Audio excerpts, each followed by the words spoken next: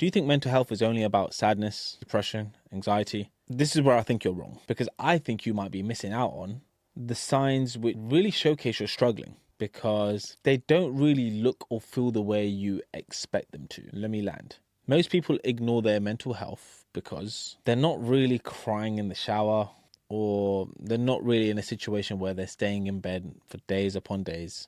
They're actually cracking on with work. They get the train into the city, they come back home, they put food on a plate, they go to the gym, they have hobbies, they go for drinks every Friday night with their boys or their girls. Like, everything just seems normal. Nothing really seems to be a problem right now.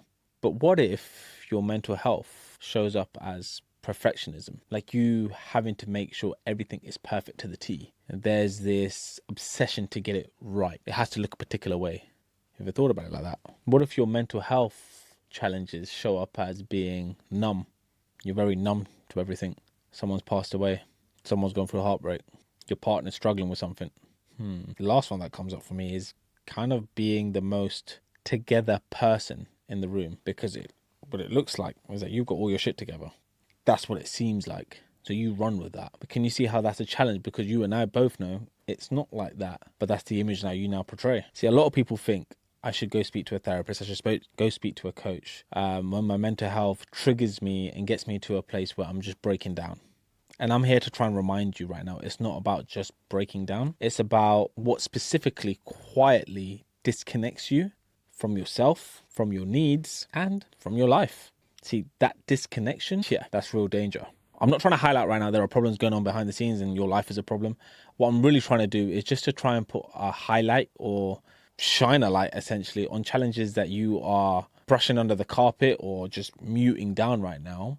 And they are mental health challenges, and there's nothing wrong with them. It's just if you keep up with them and you keep them playing in the background and they're just there constantly nagging at you, we're in a bit of a difficult scenario moving forward. So maybe you have just been like, nah, I'm good. And really?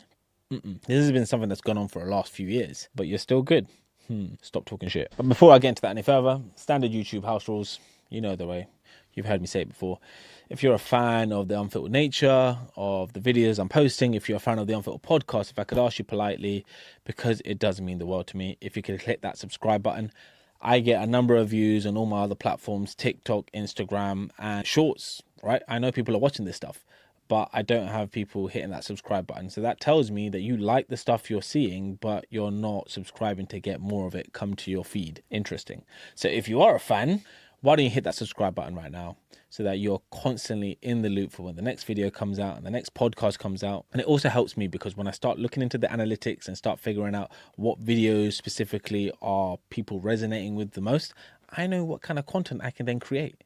And I know what guests then I can then bring in so that it helps you. Anywho, back to the video. So let's talk about the mental health myths that keep us silent. Myth number one, if I'm functioning, I must be fine. This is something I know family have said, not in these terms, but if things are good, I must be fine. There's nothing wrong right now. What's the point checking anything out? And this was something that used to come up from a physical standpoint. When I say your physical health, I'm talking about like, I know people who would drink, not obsessively, but enough where they think everything's fine and then turns out they get diabetes. Why did you wait to get diabetes? Why didn't you check it out beforehand? They never really had real symptoms in regards to diabetes. So they carried on because they were functioning and it seemed fine. Well, check up prior to that could have maybe changed that for you. Food for thought. If we now look at it from, let's say, a mental health perspective, are you in a position right now where you're functioning, but deep down you are exhausted? You don't feel heard in your relationships.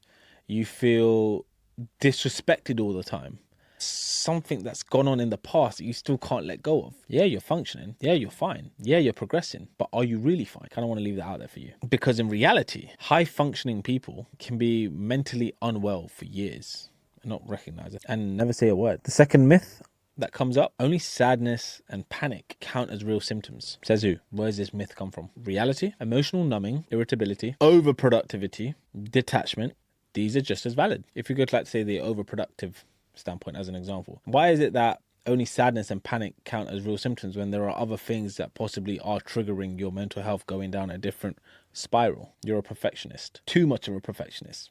Is that not a challenge? What if you could stop being a perfectionist? But we don't think of it like that, right? We don't highlight that. But the myth is because I'm not sad and because I'm not panicking about it, it's okay. But you are panicking if the work you're producing right now doesn't meet the standard. Same concept, just a different lens. And if you could stop being a perfectionist in this example right now and not so much worrying about it, maybe it affects your mood and affects the way you show up. I don't know. Do you understand my point?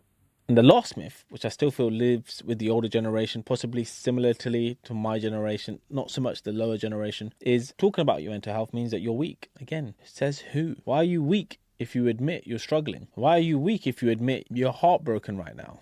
There was a guy I was speaking to on my way to the studio a couple of weeks ago. I had a random conversation with him at the station, and he didn't look necessarily the most happiest, but he seemed quite chilled. And I don't know how he randomly got into conversation. I think it might be football related. I think he saw something on my phone, whatever. And I said, "Is everything okay?" Just out of curiosity. And he was like, "Yeah." And as conversation developed, we talked about, I don't know how he spiraled into dating. This was a random conversation, by the way. Turns out he had just come out of a relationship and he was heartbroken. And he says, "Yeah, I normally just like smile and get through it.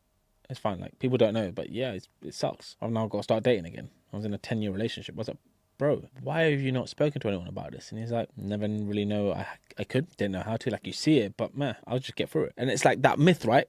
And I said, "Do you feel weak if you speak about it right now? Because I don't feel like you're weak telling me." And he was like, So many of us are programmed to think if we talk about some of the challenges we're facing up here, that we're weak. Are you weak right now if you injure yourself? No, you go and get some assistance. You get a cast, some sort of like physio maybe.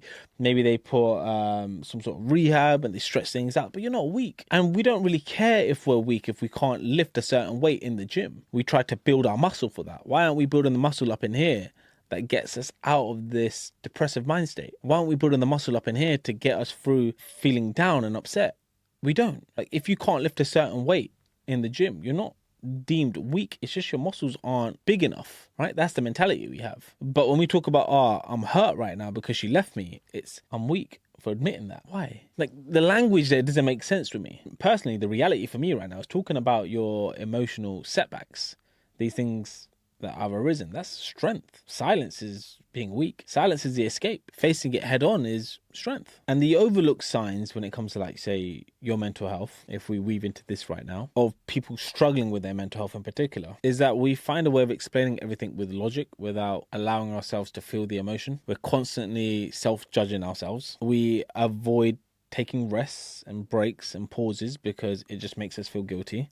I know a lot of you right now probably feel this way. And you probably feel like you have to be on all the time, as I mentioned. But inside, you're disconnected. Like, these aren't quirks. These aren't good traits. These are coping mechanisms. They mask or they filter what's been unprocessed right now. So in my personal opinion, a better way to think about your mental health moving forward, it's not about having a diagnosis or hitting rock bottom. It's not about being cleared as depressed or I have panic attacks and I'm anxious. It's nothing like that at all. It's about, and this is a key word I want to throw out, emotional alignment. It's about how safe, how supported you feel within yourself. Like, if you think about it, you don't go to the gym when you're sick. If you had COVID, you wouldn't go to the gym and train because naturally you just didn't have the energy for it, correct? You maintain your body, you rest, you recover, and then you'll come back stronger once you're cleared. The same thing applies when it comes to your mental health. And you can do the same with your mind. You can take a rest, you can take a break. It might not be COVID up here, but if you feel sick because you are drained, you are battered, surely you need to recover. But we don't think of it like that. So here are a few things where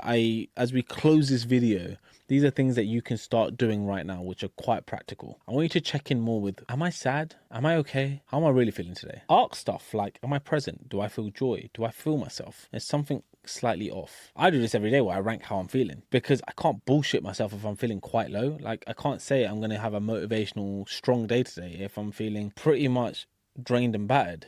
If I don't feel like I can inspire people, why am I chatting shit to myself? It's okay to acknowledge that. And when I acknowledge that, it's what do I then do with that information? Because if I'm feeling like, say, a 3 out of 10, where I'm not feeling really motivated, I don't really feel inspired, I don't feel like I can do much, what's the point of me trying to get on an Instagram story and talking to a camera where I'm just like, yeah, okay, cool. I'm chatting shit to my audience and I'm chatting shit to myself. I'm going to put that down, maybe rest a little bit longer, do something more meaningful for me, which allows me to be my best self. Second thing you can do, I want you to start normalizing how you can ask for help. When people try to jump into a coaching call, the difficult thing for them is to admit that they need some sort of assistance right now. And it's not the need, they want that assistance. For you, what I want you to start doing right now, and it's being very, very basic, is asking for small means of help. Can I talk this out with you in regards to this problem I'm having with this Excel sheet? You don't need to figure everything out. You can ask. Can I speak to you in regards to that colleague? She kind of like said something which kind of like upset me a little bit. Do it. Start the process of getting a little bit uncomfortable. If you can, if you're in a relationship or if you're with your family, I want you to try this out. I'm not sure what I'm feeling, but I just want to share it and see the response, because you might get some members of your family or your partner who might not be emotionally available to hear that. Great. You've learned. That doesn't make you a bad person. If they are available, fantastic.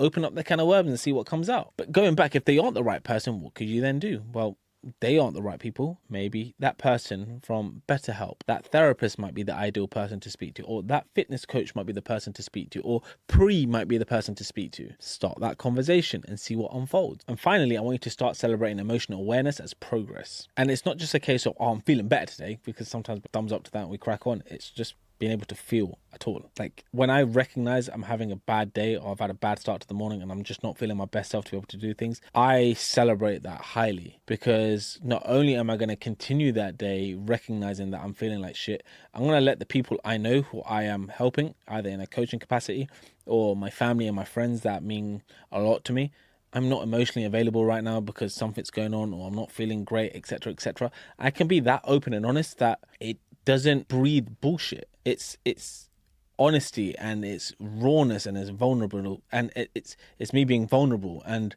they're allowed to assist me now. Someone's allowed to say to me, Pre, I know you said you were feeling tired. Should we just shift it to another day? I get situations where my family will be like, damn, okay, cool. Do you need us to help out with anything? Because they recognize where I'm coming from. I'm not weak for admitting that, but I bet some of you generally feel that way. So closing it all back up, mental health isn't about extremes. It's about honesty, and it's about catching what's off before it breaks, and learning to see silence, numbness, or being hyper-functioning not as a strength, but as signs to maybe start slowing down and start coming home to yourself. Gonna leave it there. It's been your boy Pre with another mental health awareness kind of video.